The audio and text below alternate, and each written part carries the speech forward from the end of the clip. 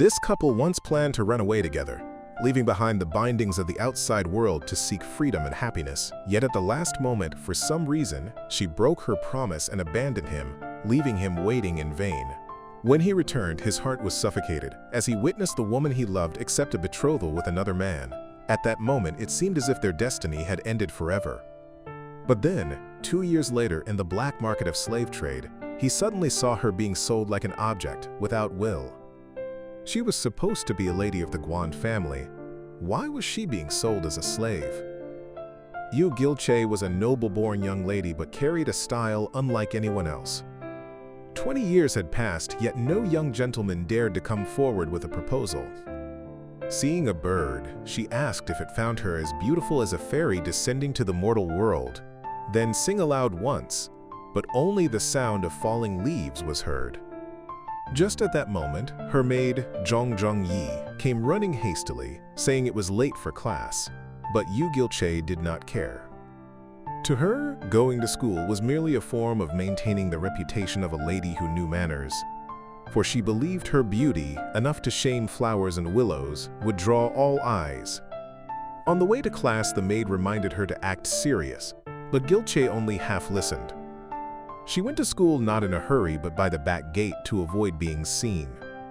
Every time it was like that, she arrived late. Yet even when the teacher glared, she still gave a sweet smile that drove the teacher mad with rage.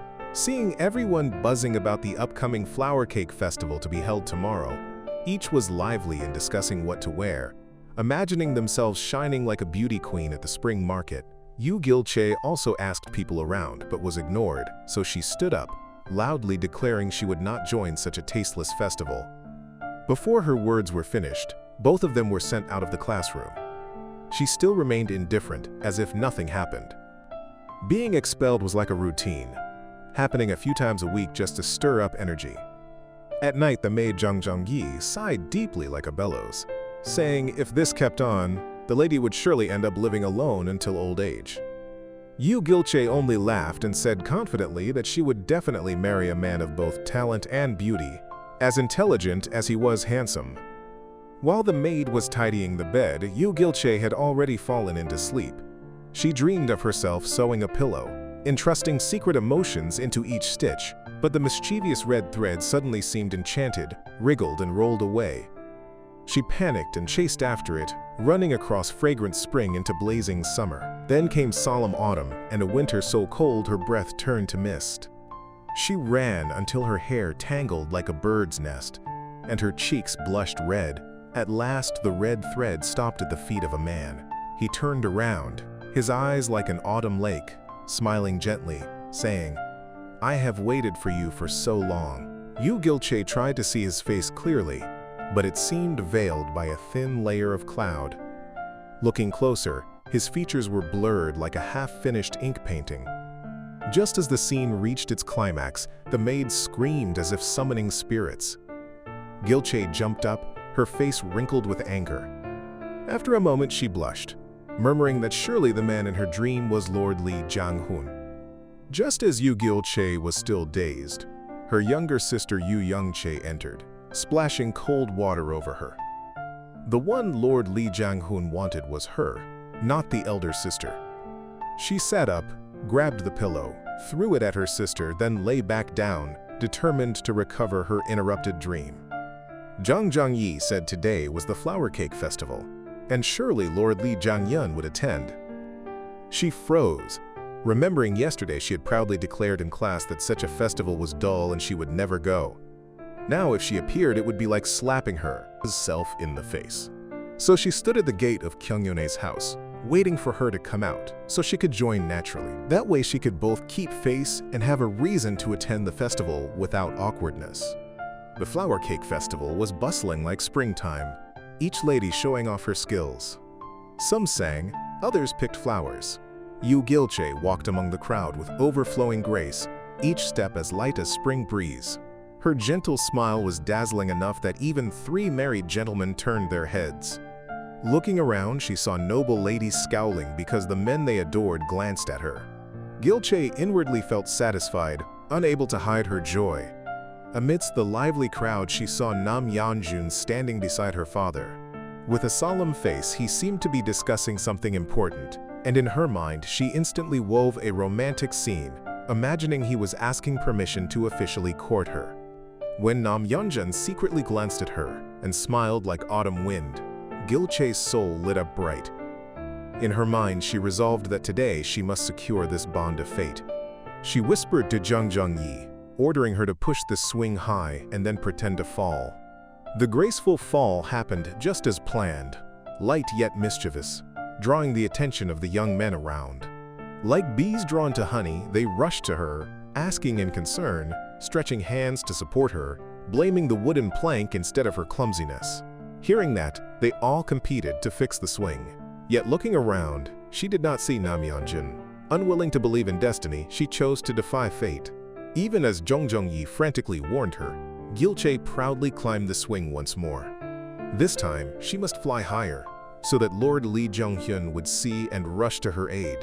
And as expected, only moments later hurried footsteps echoed, but the face that appeared before her was not his, but that of a stranger, calm and serene, with eyes as deep as autumn night. Gilche startled, leaping from his arms, regaining her poise, then said, "Though I do not know who you are, feel fortunate that you were allowed to help me." She then quickly withdrew, leaving behind a gust of wind and a bewildered face. Her short-lived joy quickly turned into heartbreak. The man in her dreams, Nam Yeonjun, was sitting with her closest friend Kyung Yoon-ae. They laughed together so warmly that even falling petals felt like intruders. Jung Jung-yi tried to console her, but Gilche insisted they must be talking about her. What else could make them laugh so? Still dazed in layers of disappointment, Yu Gilche fell into the gaze of the strange young lord.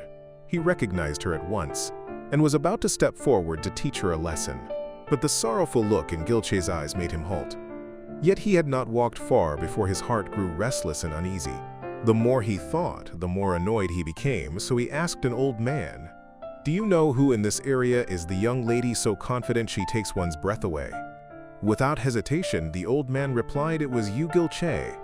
At the name, the stranger's eyes brightened, recalling her words that day. "No matter where you come from, I do not wish to see your face." He had intended only to pass through and leave, to free his heart, but now he changed his mind. Not only would he not leave, but he also considered building a long-term foothold here.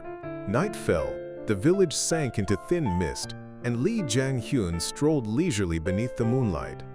They happened to encounter Yu Gilche sneaking out of her house.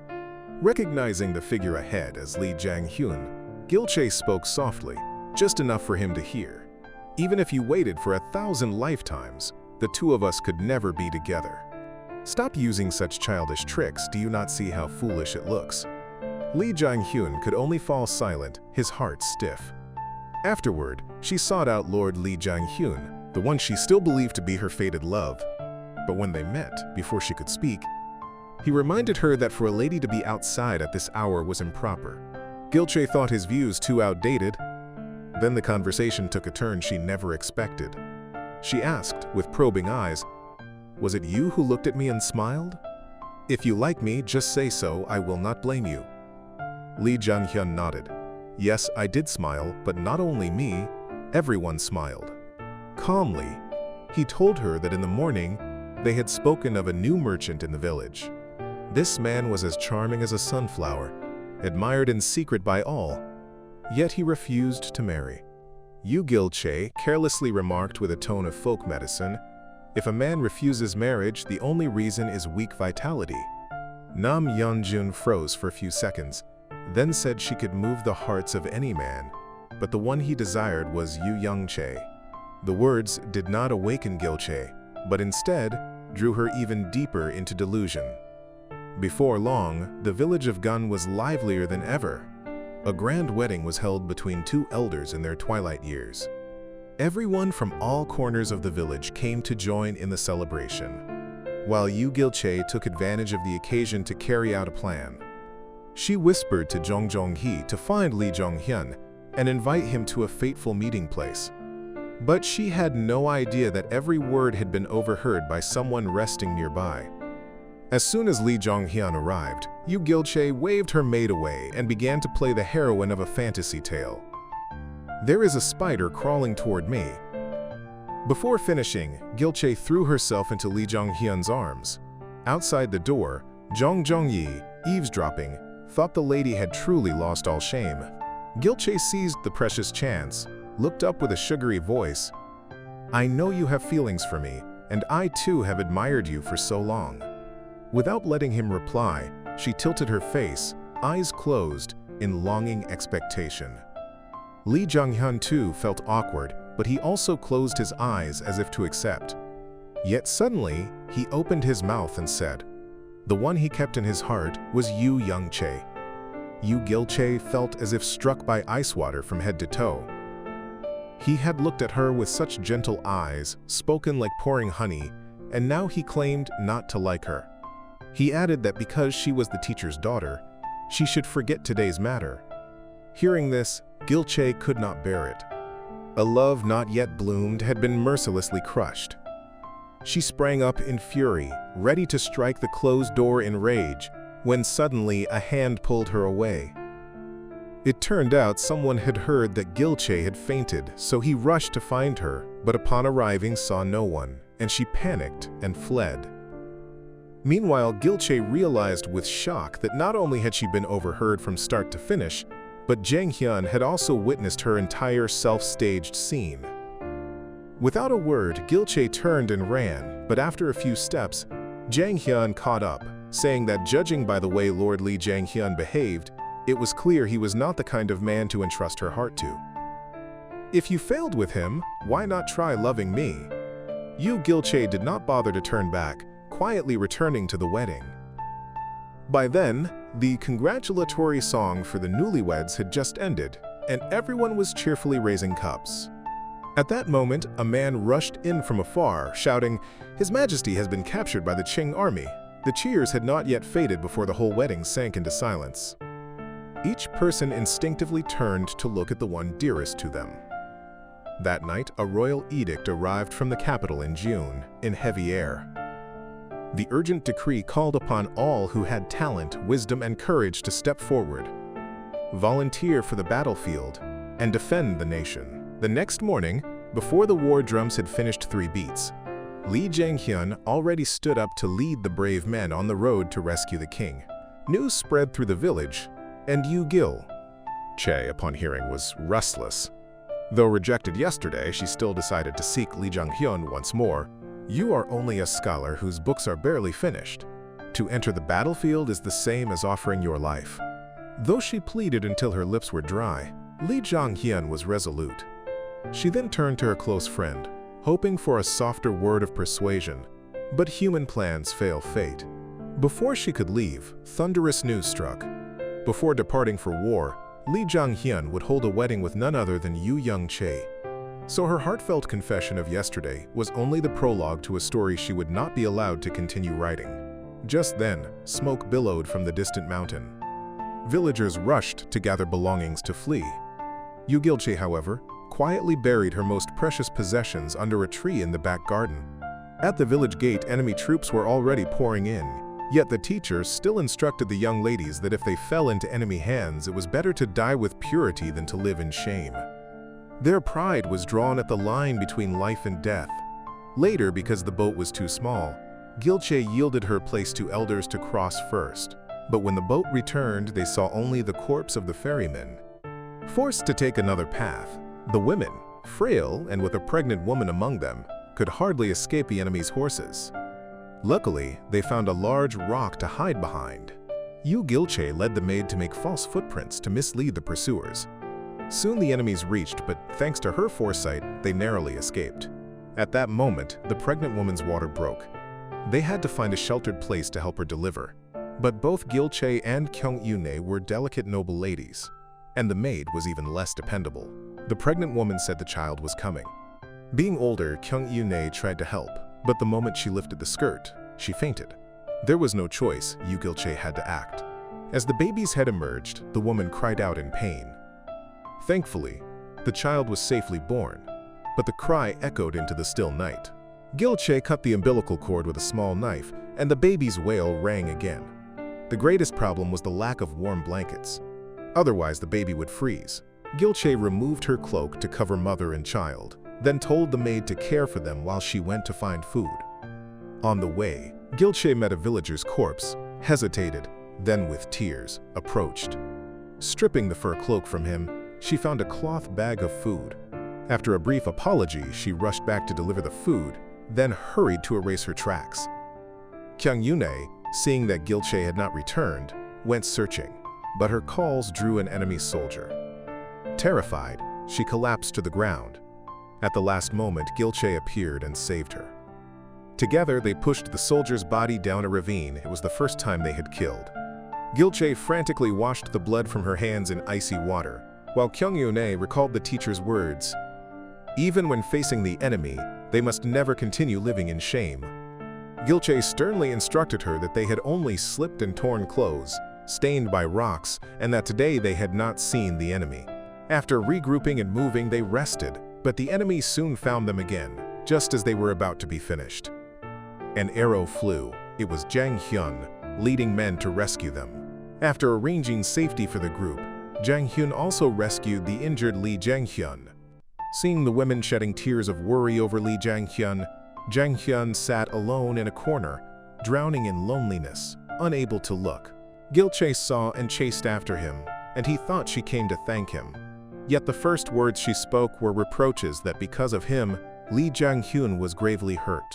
These words deepened his sorrow. Without explaining, he too ran away. Only then did Gilche notice he was also wounded. She hurried to treat his injuries. This gesture lifted Jang Hyun's spirits at once. Thus he asked, "On the day the enemy invaded, when all were terrified, was I the first man you saw?" Gilche's flustered expression convinced him, and he felt even more elated. That night, Jang Hyun kept watch outside Gilche's chamber. Amidst his murmuring, Gilche felt strangely reassured and soon drifted into sleep. After several days of rest, the men marched to war again. At parting, Jang Hyun urged Gilche to take refuge on Gangwon Island.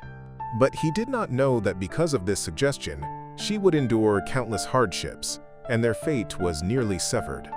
In the refuge cave, the once dignified noblewomen now quarreled like common shrews, fighting over a pot lid, ignoring the warnings of a nearby child.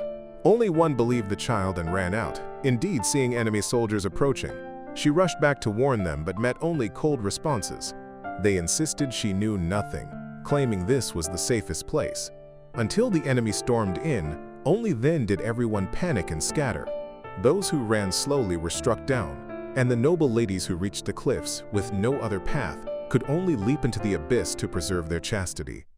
On the other side, hearing that Gangwon Island had already fallen, Crown Prince So-hyun entrusted his son to a guard, ordering him to take the little prince away. At that time, Yu Gilche led her friend to the shore, intending to flee by boat, when the guard brought the prince to her. Seeing the guard wounded and pursued by enemies, Gilche made a desperate choice. She told her friend to wait at the boat while she ran up to take the child. She promised she would surely deliver the little prince to the boat. The guard hesitated, then handed the child over. Yu Gilche used all her strength to run toward the boat, and luckily reinforcements came to buy her time. Rejoining her friend, she insisted that the friend be taken aboard too, as the child needed milk and they coincidentally had a woman who had just given birth. Only then did the guard agree to let them on. Suddenly, a madam forced her way in, trying to push Gilche aside to get on the boat herself. Gilche had to use her small knife to ward the woman off. In pushing her away, the knife slipped and fell. The people on the boat escaped, but the fate of those left behind on the island could easily be imagined. Gilche thought that with the prince, the guards would protect them all the way. But she had underestimated human nature. After the little prince was fed, the captain of the guard seized the child, tricking them, saying that traveling together was dangerous, pointing them to a so-called safe road where they would meet again at the harbor. In truth, that road led into enemy territory. The captain only meant to use them as bait to buy himself time. Elsewhere, Jang Hyun was serving as an interpreter for the enemy. By chance, he spotted the small knife he had once given Gilche for self-defense. After hearing the enemy's account, he volunteered to join the pursuit team. As expected, he discovered Yu Gilche in the forest, but the baby's cries had also drawn the soldiers. To protect her, Jonghyun had no choice but to fight. Hearing the clash, Gilche led her friend to flee. Soon the enemies caught sight of her. Jonghyun alone stood to block their way. As Gilche ran, she recalled the moment when she fled. Though she dared not believe it, her heart told her that man was Jang Hyun, so she turned back. Just as he struck down the last foe, he was gravely wounded and fell into the ravine. When Gilche arrived, she saw the guard with the prince slaying the last soldier. She mistakenly thought it was the guard who had saved them, while Jang Hyun had fallen into the cliff. Witnessing the scene, she collapsed unconscious. Now, the court had no soldiers left to deploy. The king, imprisoned for his life, allowed Crown Prince Sangcheon to be taken hostage to end the war. Yet the aftermath left the land in ruin and the people in misery. On the other hand, Jang Hyun, who had survived by luck, was noticed by the Crown Prince and invited to accompany him to Qing. Hearing the news, Gilche went to see him off. The two clearly had feelings for each other, but neither would speak. At last, choking with emotion, Gilche asked when he would buy her embroidered shoes. Jang Hyun replied, "If I give you shoes, will you give me a heart wholly mine, without longing for another?" Gilche said she could not promise, for she still could not forget Lee Jang Hyun. Even so, Jang Hyun vowed to bring her the most beautiful embroidered shoes in the world. Watching him depart, Gilche felt heartache she could not explain. When they met again, Gilche was already another man's bride-to-be. To propose to the woman he loved, Jang Hyun had traveled all the way from Qing, bringing the world's finest embroidered shoes. But when he arrived, rejoicing, he discovered Gilche engaged to another. At the sight of him, Gilche froze in place. Jang Hyun, disappointed, turned away. Returning home, he burned all the pairs of shoes, until at the last pair his eyes brimmed with tears. The sight of Jang Hyun unsettled Gilche. Ignoring her maid's protests, she rushed out. Finding him, she gently touched his back. Feeling the warmth of her hand, she broke into tears, while Jang Hyun coldly accused her of breaking her promise. Stunned, she retorted. In anger, both spoke words against their hearts, hurting one another. Seeing Gilche walk away with reddened eyes, Jang Hyun, though deeply pained, stubbornly refused to stop her. Later, calmer, he sought her out, just as she was bidding farewell to her fiancé. This time, they decided to speak clearly. Jang Hyun said he had met the man once before and asked who he was to her. Gilche replied that he was a good man, her savior at Ganghwa Island. Jang Hyun was stunned, for it was he who had saved her there. His explanation only angered her, for once she had asked, and he had denied ever being on Ganghwa Island. The more they spoke, the more agitated she became, until Gilche finally confessed her heart. From the day Jang Hyun left for Qing, she had waited for him daily, yet the only news she received was of his death abroad. She could not believe he was gone, but she had been given the embroidered ribbon and the fan he always carried, among relics returned by the authorities. He had once said, unless he died, he would never part with them. Receiving those relics, she wept daily. Meanwhile, her father fell ill, wandering frequently. Ji-yu Wanmu often found him and brought him back safely, easing her worries. Ji-yu Wanmu, who cherished Gilche, eventually proposed. She knew he was good, a lifesaver for both her and her father. Yet her heart still held hope for Jang Hyun. But when Ji-yu Jam, Jang Hyun's closest retainer, confirmed his death in Qing, she lost all hope. Under Ji-yu Wanmu's care, she accepted his proposal. Hearing this, Jang Hyun sighed. Astonished that such false news came from his own servant's lips, he confronted Ji-yu Jam, asking why he lied. He had instructed him to say he had returned to Joseon. But Ji-yu Jam insisted he had no regrets, believing Gilche brought misfortune, for every time they met, Jang Hyun was hurt. Yet Jang Hyun replied he was willing to risk everything, because she meant everything to him. He then went to see her again. But Gilche, after hearing his explanation, said there was no need to question right or wrong anymore. Perhaps fate had decreed they were meant to miss each other. The dowry chests had already arrived, and in a few days she would wed Ji-yu Won-mu. Jang Hyun cared nothing for obstacles. He said no matter what, nothing could block his love for her. This time, he would not miss her again, even if she belonged to another, even if she was engaged. He begged for one last chance. He vowed never to abandon her, never to leave her waiting. Gil-chae returned home, torn, not knowing whether to follow him. She chose not to go. She said she would not leave, but on the eve of the wedding, she grew restless, her face joyless. That night, Jang Hyun came, saying he would ask her one last time. If she could pretend not to know him, live happily with another man all her life, then he would let go and never appear before her again. If she could not, then come with him now. He held out his hand. Gil-chae suddenly laughed bitterly, saying Jang Hyun always used sweet words to deceive her. With her heart broken, she could no longer trust him. Jang Hyun did not argue further, but once again begged her to leave with him. This time, at last, Gil-chae took his hand, deciding to elope. She thought, with her best friend promising to care for her father and siblings, she could leave in peace to find happiness. But Ji-yu Won-mu discovered her disappearance, suspecting she had fled with her old love. He cruelly released her confused father outside, knowing she would surely go to him. By then, Gil-chae and Jang Hyun had fled to a small inn at the outskirts. Seeing her stained hem, the innkeeper asked if she was a runaway noble lady. Gil-chae quickly denied it, saying she was with her husband. Jang Hyun, secretly delighted, could not help but smile. At midnight, while Gil-chae slept soundly, Jang Hyun saw her dirty black socks and took out the pair of embroidered shoes he had not been able to burn, gently placing them on her feet.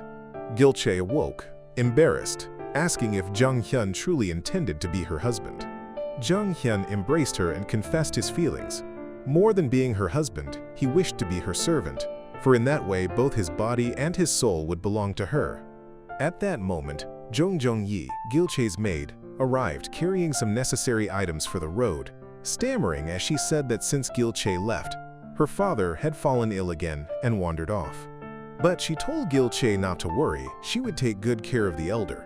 Gil-chae wept, saying that once life was stable, she would bring them to live together. The next morning, Jang Hyun had to go to the dock to prepare the boat, promising to return to fetch her. Gil-chae, alone in her room, put on the embroidered shoes and quietly waited, recalling Jang Hyun's words from the night before. Yet her unease led her to leave a letter, saying she must see her father one last time, after which they would meet at the dock. Jang Hyun, carrying the luggage, anxiously waited at the harbor. Meanwhile, Gil-chae saw her father wandering in the streets. She quietly followed him deep into the mountains before daring to reveal herself, wiping the dirt from his face. Taking his hand, she softly said she would leave for a while, reminding him to eat well and not worry. Suddenly, from afar, came Ji-yu Won-mu's voice. Gil-chae rose to leave, but her father held her back. He was lucid again. Stroking her face, he told her not to worry about family, but to do as her heart wished. At that moment, Ji-yu Won-mu arrived, standing across the riverbank. Gil-chae said nothing, turned and left. Ji-yu Won-mu, heartbroken, stood still, knowing she had made her choice. Gil-chae hurried toward the dock. Yet, as she neared, she stopped, thinking of her frail father and her younger siblings. Overwhelmed with tears, she could not step forward and turned back. Jang Hyun, waiting at the dock all night, was left alone. At dawn, he went to her home, only to see it being decorated for the wedding. Gil-chae was speaking cheerfully with Ji-yu Won-mu.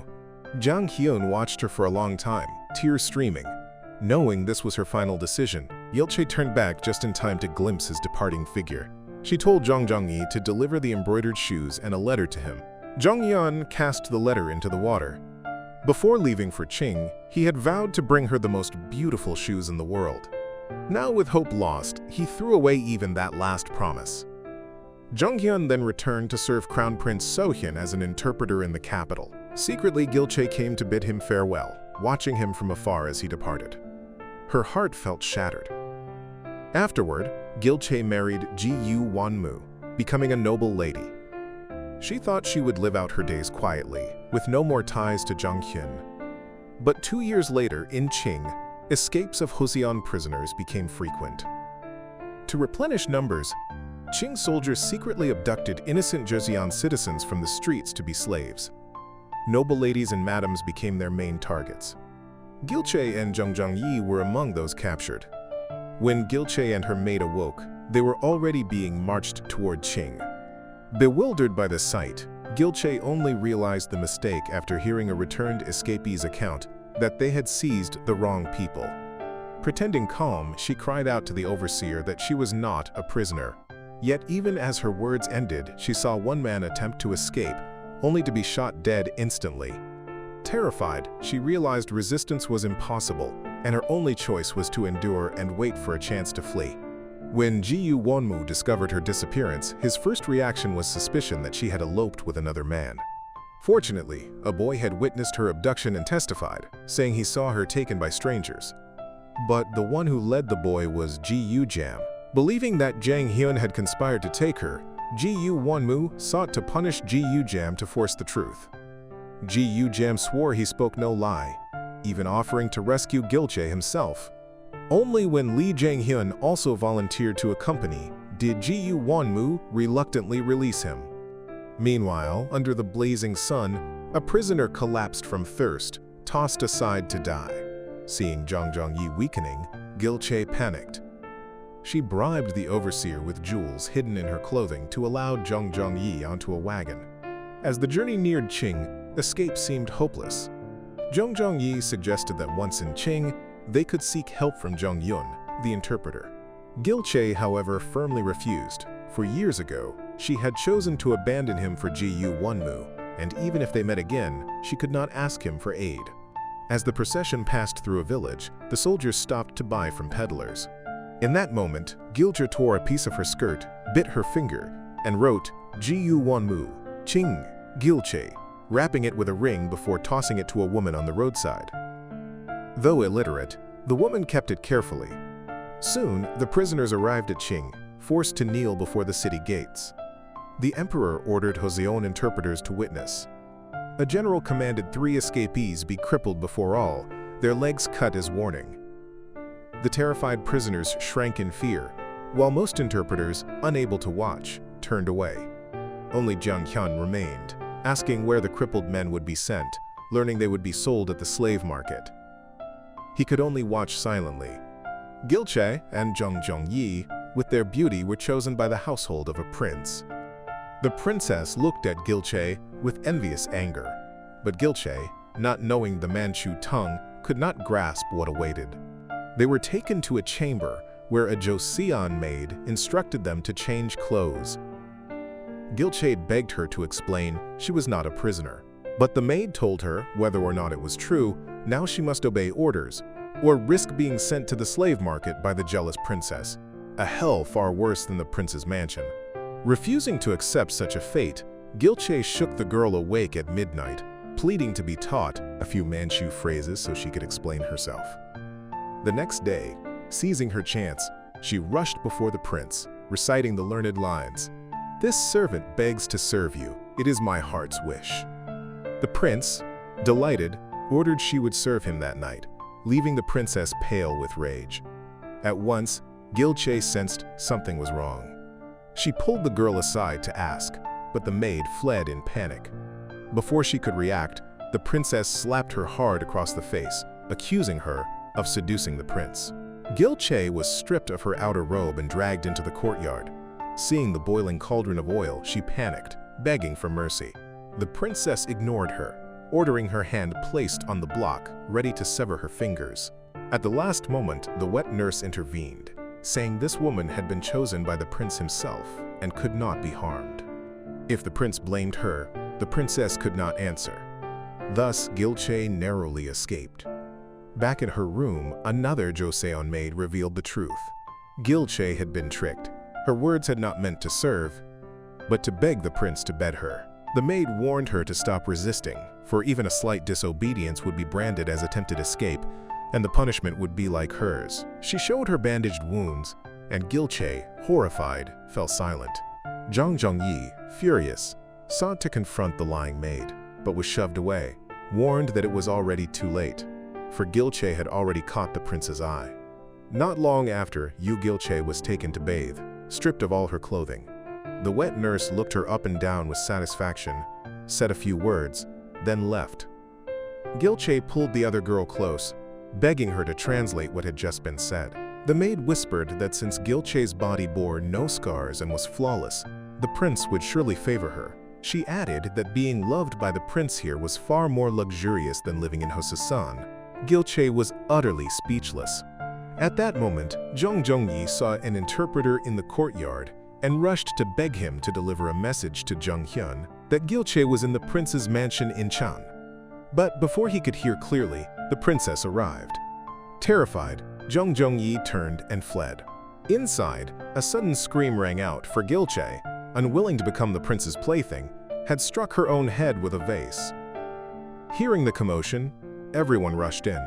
Seeing Gilche's ruined face, the princess scolded her, saying now the prince would discard her. Furious, the wet nurse ordered the steward to send her to the slave market, to be sold at a high price to squeeze out her last value. Dragged to the slave market, Gilche and Zheng Zhongyi were struck dumb at the sight. At dawn, the auction began. Slaves were hauled onto the stage like livestock, stripped naked, robbed of all dignity for masters to choose from. Gilche and Zheng Zhongyi clung tightly to each other, pale with terror.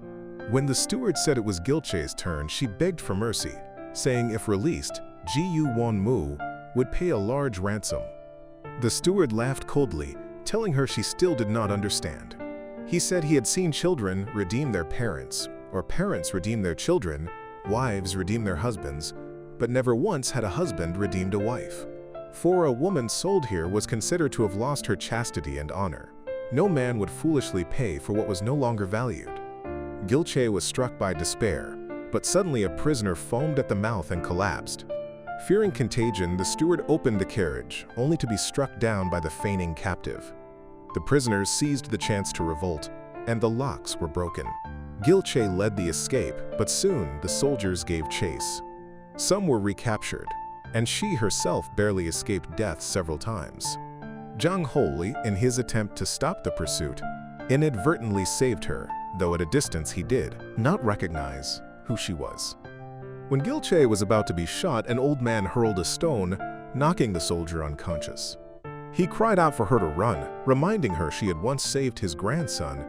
Yet unfamiliar with the terrain, Gilche and the others ended up at a cliff, with the pursuers close behind. To avoid capture and humiliation, one woman veiled her head with her skirt and leapt to her death. Two others followed. Seeing her maid about to do the same, Gilche stopped her, saying not to throw away life so easily for the sake of confining customs. She held out her hand, telling Zheng Zhongyi to live on together. Moved, the others too abandoned their resolve to die. But when the pursuers arrived, all were recaptured and dragged back to the slave market for punishment. The steward personally took Zheng Zhongyi to be sold, while Gilche was delivered to serve a fat man. Trembling, she dared not speak, only reminding herself to stay calm, to think of a way to escape. Elsewhere, Ji Won-mu went to the Qing Yamen with Gilche's portrait, seeking to ransom her.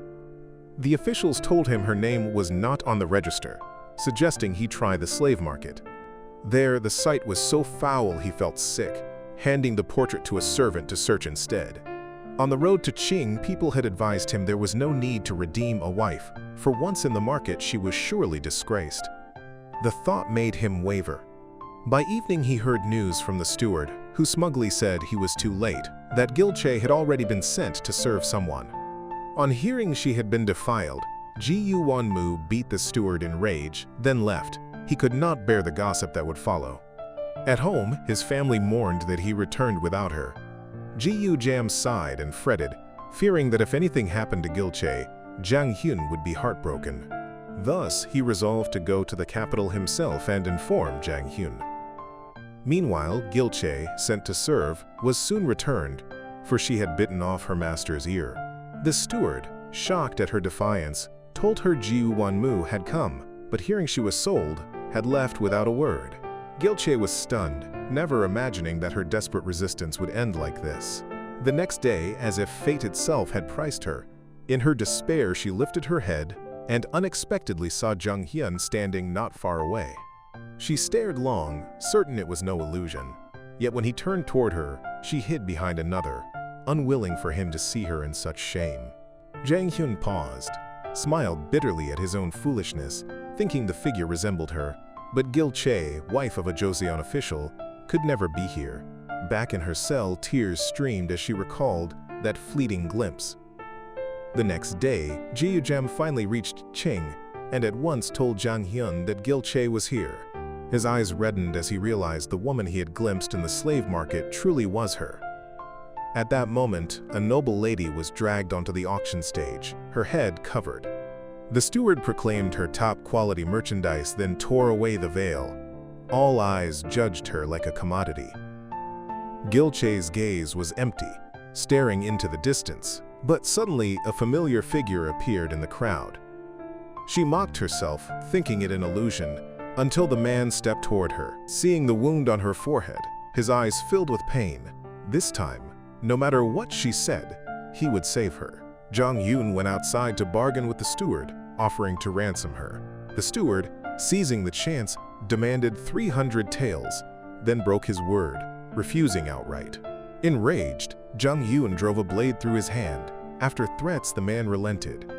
To spare her guilt, Jang Hyun ransomed all the captives, then opened the chamber door, extending his hand. This time, Gil Che did not refuse.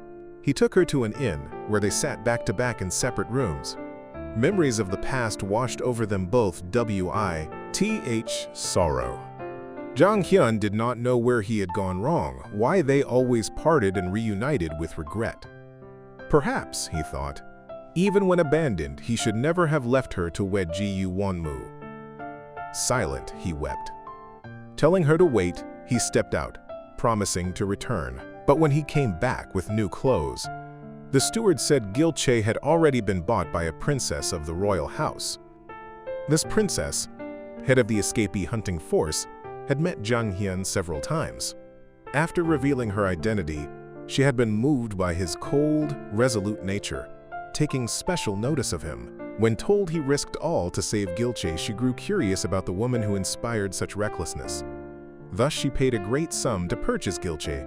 Speaking in Manchu, she asked why Gil Che had endured through so many sales and still lived. In reply, Gil Che cursed her in Joseon tongue. The interpreter faltered, inventing polite words, but the princess, fluent in Joseon, heard everything. Meanwhile, Jang Hyun, having gone to ransom Gil Che, learned she had been purchased by the princess. He rushed to plead with her to release Gil Che, offering to find the finest maid for her instead. At the same time, with war pressing at the front, the emperor placed heavy demands on Crown Prince So-hyun, still held as hostage, requiring vast supplies of grain. Jang Hyun volunteered, vowing to fulfill the task, but begged the Crown Prince to promise him this. Once the grain was delivered, he must petition the emperor to release Gil Chao, the very woman who had once saved the prince's child. The Crown Prince agreed at once. Before leaving, Jang Hyun went to see Yu Gil Che, telling her that he had to work for the Crown Prince and so could not meet her in the coming days, asking her not to worry. Afterward, Gil Chom heard from the maid interpreter that the princess had feelings for Jang Hyun. Moreover, the princess had said if Jang Hyun ever shielded Gil Che, she would destroy him. Not wanting Jang Hyun to be harmed because of her, Gil Chao lied, saying she was living very well here. Jang Hyun noticed the wound on her neck but did not expose her lie, only agreeing to her request. After he left, the princess asked Gil Che if she wished to serve the emperor or remain by her side as a maid for life. Gil Che replied that she wished to serve the emperor. The princess pitied Jang Hyun, thinking Gil Che was greedy for wealth, unaware she had another plan. The next day, when the princess brought her before the emperor, Gil Che glanced at the maid beside her, then summoned all her courage and used the Manchu she had studied all night to cry out for justice. She explained she had been mistakenly taken as a prisoner and told of the abuse suffered by Joseon women captives. Hong Taiji was impressed by this Joseon woman who had learned Manchu to speak her grievance and immediately summoned his ministers, issuing a decree that Joseon prisoners must not be mistreated henceforth. That same day, the princess declared she wanted to go hunting, yet led Jang Hyun to a grassland. But there was no prey here. no ground for hunting. The princess said their quarry was not beasts but prisoners. Following her gaze, Jang Hyun realized it was Gilche, and his body tensed. That morning, the princess had ordered the maid to release Gilche, permitting her return to Joseon. But before leaving, the maid had warned Gilche she must take the path designated by the princess and never meet Jang Hyun again, or he would suffer great torment for her sake. Gilche did not understand the princess's intentions. The princess said she would keep her word and release Gilche back to Joseon, but she would never give up Jang Hyun. Meanwhile, Ji Yu-jam produced the small knife Gilche had once dropped, recounting how Jang Hyun had nearly died many times saving her. Returning home, Gilche took out Jang Hyun's blood-stained clothes and, remembering Ji Yu-jam's words, resolved never to appear before Jang Hyun again. However, upon returning to Joseon, she discovered her husband already had a concubine, 6 months pregnant. Ji Yu-won-mu asked no explanation but instead questioned if she had been dishonored by the Qing. Disappointed, Gilche said nothing and left. The concubine, fearing Gilche's return would leave her no place, wept and blocked her path, asking how she would be dealt with. Gilche only looked at her swelling belly, said nothing, and left. On her way to her mother's house, people on the street gossiped without restraint. Men cursed her as filth, defiled by the Qing. Women scolded her for still having the face to live, shaming Joseon women. Still calm, Gilche finally struck one man across the face when he pointed at her, shouting. At home, even her younger sister pressed her, asking on behalf of Ji Yu-won-mu for a clear answer so her brother-in-law could decide whether to divorce. The next day, not only Gilche but also her father and brother were mocked, some even urging her father to cast her out or force her to die. Though angry, he dared not refute them. That night, her father, shaken by the slander, burst into her chamber in a fit, nearly suffocating her before she was saved in time. Not wanting her family to bear disgrace on her account, at dawn Gilche went to Ji Yu-won-mu. She chose divorce, then to leave the village. She admitted she had been defiled at the slave market, rescued only because Jang Hyun ransomed her.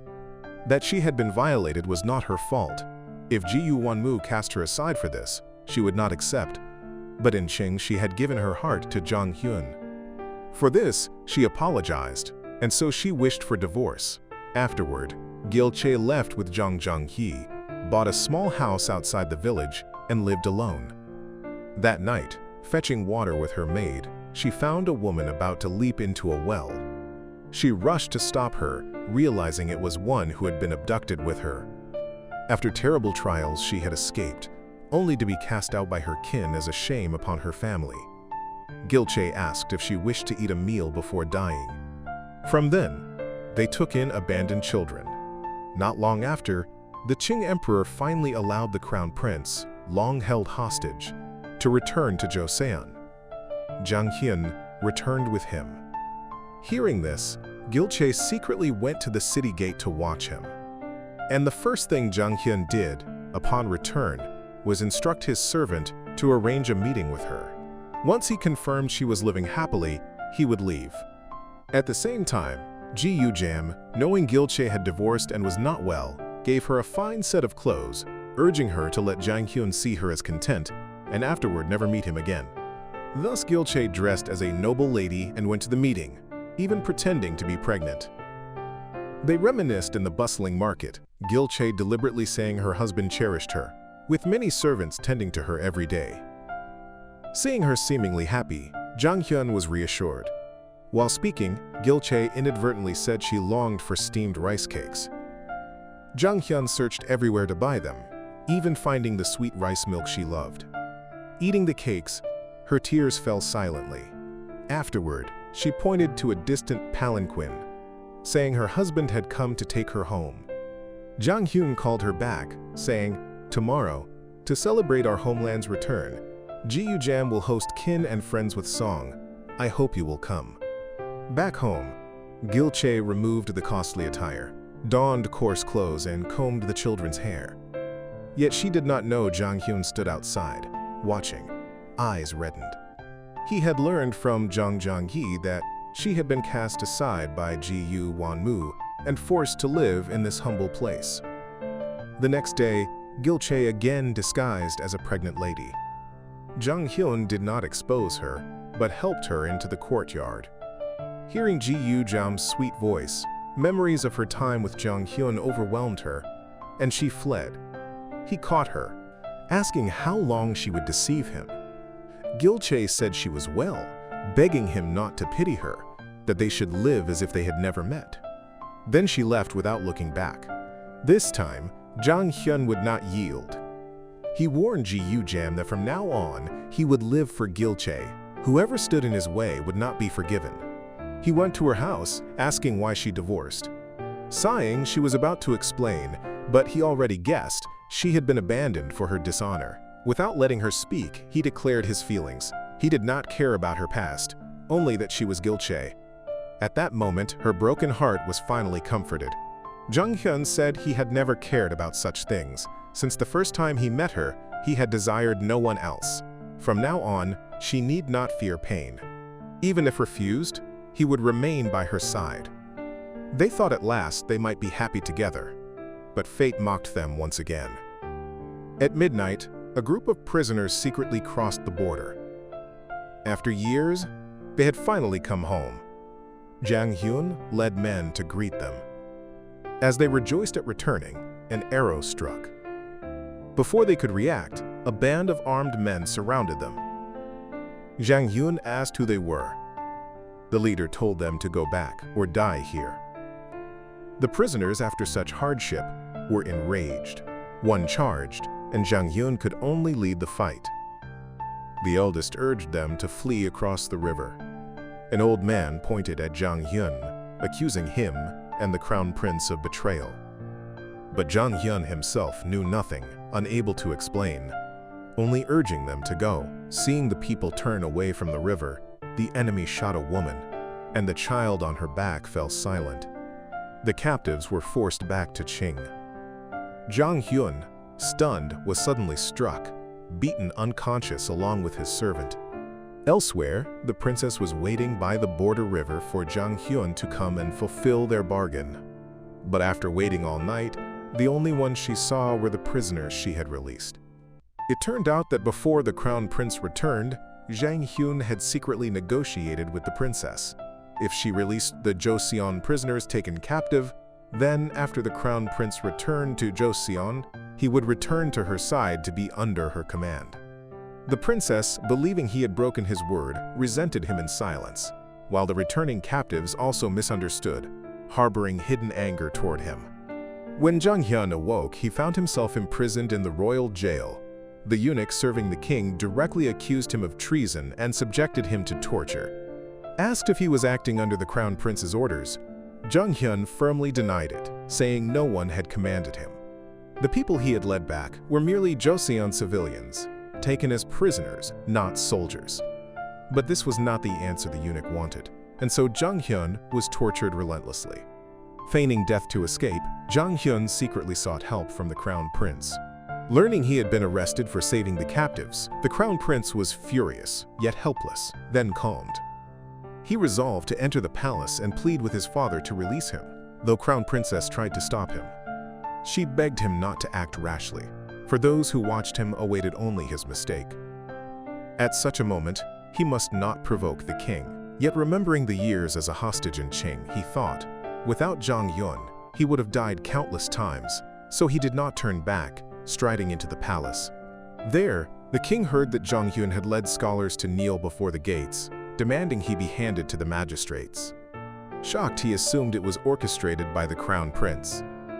Hearing this, the queen fanned the flames, saying the reason scholars rioted was because weapons used for curses were hidden in the palace. The king's face darkened. At that moment, the crown prince burst in despite protests, demanding the queen withdraw.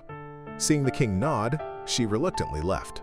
The crown prince asked what had been done with the prisoners. The king rebuked him, accusing him of secretly recruiting soldiers from Qing to usurp the throne. Stunned, the crown prince explained they were only captives, civilians of Joseon. He fell to his knees, in tears, saying they were subjects of Joseon who risked everything to return home and could never be plotting rebellion. But suspicion had already taken root. The king believed nothing. The crown prince staggered outside, collapsed from exhaustion.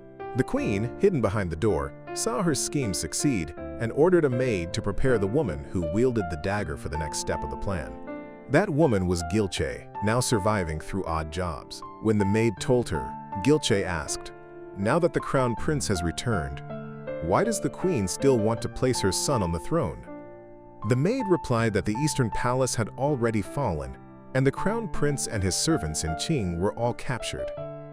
Knowing Zhang Hyun was in danger, Gilche agreed, taking the dagger into the palace to meet the queen. Though she did not know the queen's intent, to save Zhang Hyun she obeyed, burying the dagger beneath a tree in the palace.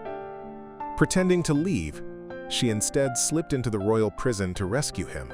At that moment, court maids were secretly moving corpses, and from one's hand dropped a ring, the very one she had made for Zhang Hyun. Gilche followed, overhearing they intended to burn the bodies. When they left, she rushed forward, trembling as she uncovered a veiled corpse, and to her shock, it was Zhang Hyun. She had no time to grieve, only to act. But footsteps approached. In haste, she smeared his blood onto herself, cradled him, and feigned being a corpse. The guard glanced and turned away. Quietly, Gilche rose, struck him with a brick, and felled him. Returning, she found Zhang Hyun alive after all. Overjoyed, she wept. Nearing the palace gate, he faltered from weakness. Just then, a eunuch approached. Gilche quickly hid him beneath her skirt, saying he was only drunk. The eunuch offered help. But before suspicion could grow, another cart of bodies arrived, revealing one missing. Still, Gilche managed to lead Zhang Hyun out. By fortune, he returned from the brink of death. Yet the first words he spoke upon waking were to ask who she was. The physician said he had survived the crisis, but with head trauma had lost his memory, perhaps temporary, perhaps forever. Though he could not remember her, he found Gilche fascinating, and under her devoted care, he felt a joy he could not explain. Yet soon, laughter left him.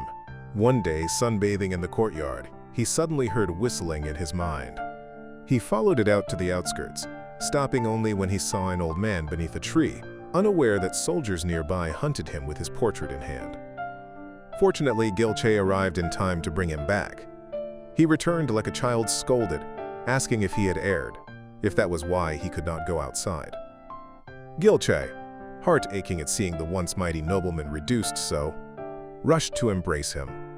Startled, Zhang Hyun muttered propriety between men and women, yet did not push her away. The next day, Gilche entered his room. Zhang Hyun took out their betrothal token, saying he should put it back in its place. But he could not recall where. At meals, when she fed him, he complained it was cheesy, but still opened his mouth. Watching her hang laundry, he instinctively helped. She kissed his cheek, and he jumped, asking what on earth she was doing. With his amnesia, Zhang Hyun looked endearingly innocent, making Gilche laugh. That night, she insisted on applying medicine. Irritated, he told her to put it down and leave, suspecting she was taking advantage to touch him. Then Gilche showed him the ring, saying if not for his clutching it even in near death, she would never have found him among so many corpses. Though he did not remember her, these days were the happiest they had shared. The next day, Zhang Hyun asked if he never remembered her for life, would she abandon him? Gilche solemnly replied she would never leave, not even for a moment. But their bliss was short. Soon after, the crown prince suddenly died. Crown Prince Sohyun was deposed and executed on charges of treason. Qing sent envoys to secretly investigate his death. The princess who had once bargained with Zhang Hun came too. Then, as if fated, the ring slipped from Zhang Hun's hand, and memories surged back like a film in reverse. He recalled it was he who had staked his life for that ring. The woman who had pulled him from the grasp of death was none other than Gilche, the one he loved for all his life. At that instant, Gilche, seeing him writhe between memory and present, panicked. Zhang Hyun regained all, quietly asking if he had ever gone too far with her. That alone made her burst into tears. That night, they confided until stars faded, as he grieved the crown prince's death under false charges. Smelling conspiracy, he could not stand aside. He went to see the eunuch who had served the crown prince, but the man had already drunk poison to end his life. With his last breath, he confessed.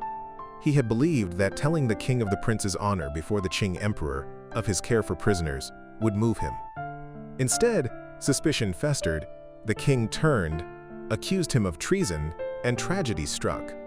Before dying, the eunuch said, having looked upon the prince's body, he was certain he did not die of illness. Court physicians' reports were lies. With his last gasps, he begged Jang Hyun to seek justice for the prince at all costs. Meanwhile, the queen added fuel to the fire. She not only claimed that the crown prince once had an illegitimate child, but also fabricated a so-called testament filled with words of vengeance. The king, already grief-stricken over the prince's death, upon hearing this, immediately ordered the letter to be found and commanded that all who had ever had ties to the prince be purged. At the same time, the investigating officials uncovered a lead. The person who had the closest dealings with the crown prince's eunuch was none other than the interpreter Jang Hyun, long known for his unbroken bond with the prince. Once the news reached the king's ears, he needed no trial, simply nodding and ordering Jang Hyun be executed. Before Jang Hyun could even return home, he was surrounded on all sides, hunted as though he were a national traitor. As the soldiers prepared to strike, a cry rang out behind them. It was Yu Gilche. She had waited anxiously for his return, and when he did not come, rushed out to search. But as soon as she stepped outside, she encountered the Qing princess strolling nearby. The princess spoke directly, declaring she had come to take Jang Hyun back to Qing. She also revealed that the Joseon king was conducting a ruthless purge of all who had ties to Crown Prince So-hyun.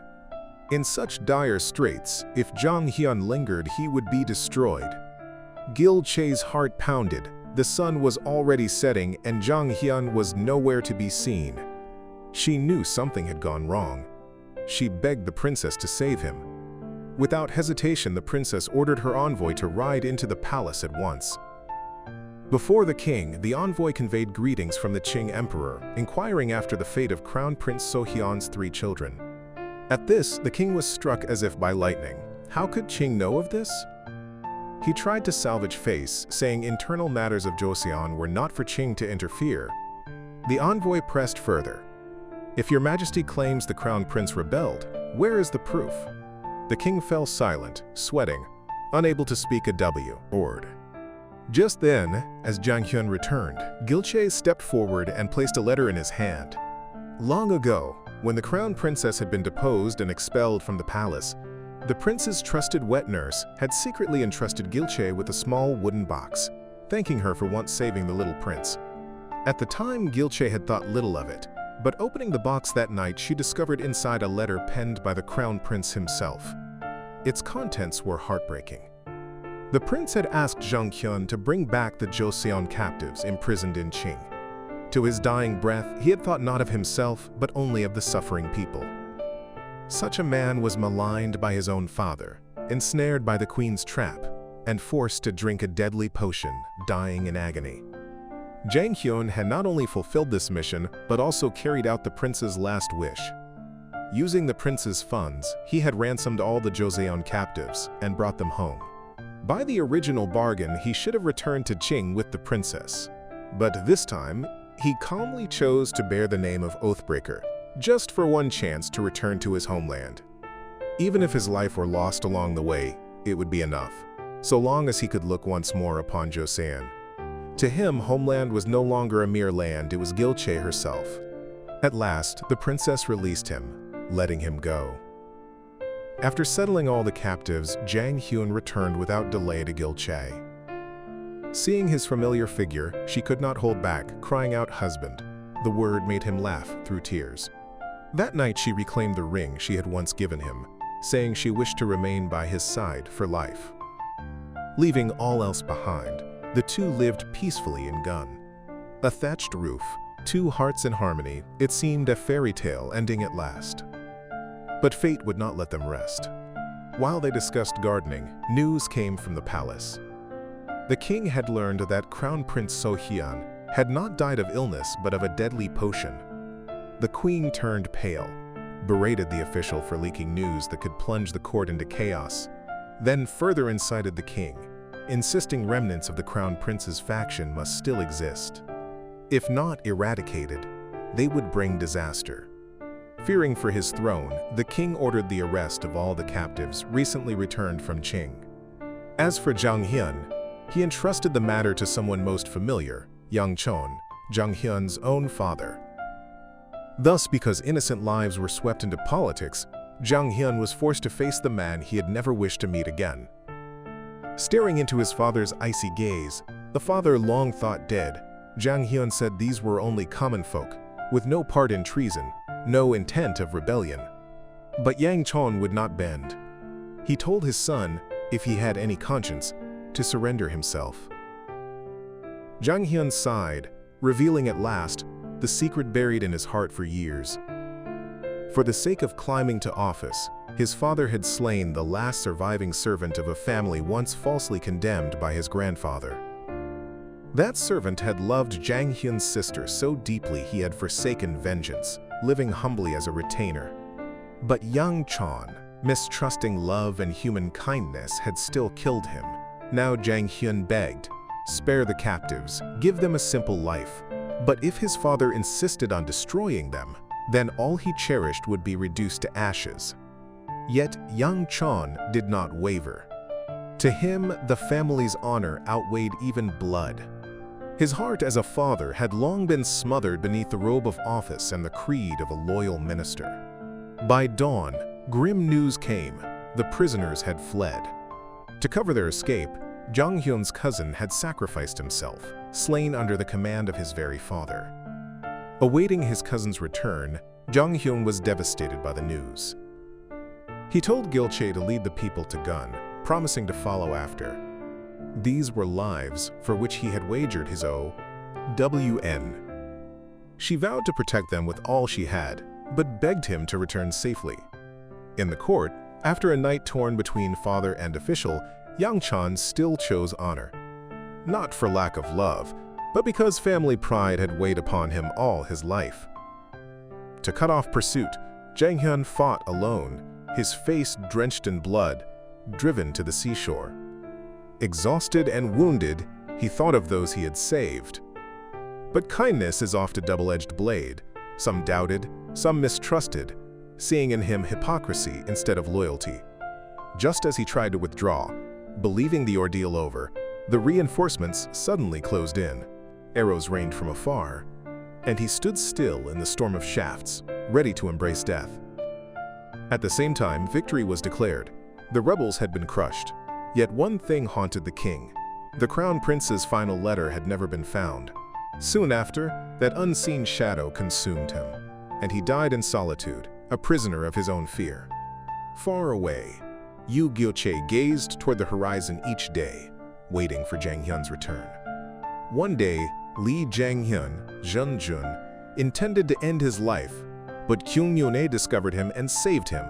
His eyes were filled with torment, and finally Gilche learned the truth of Zhang Hyun's disappearance.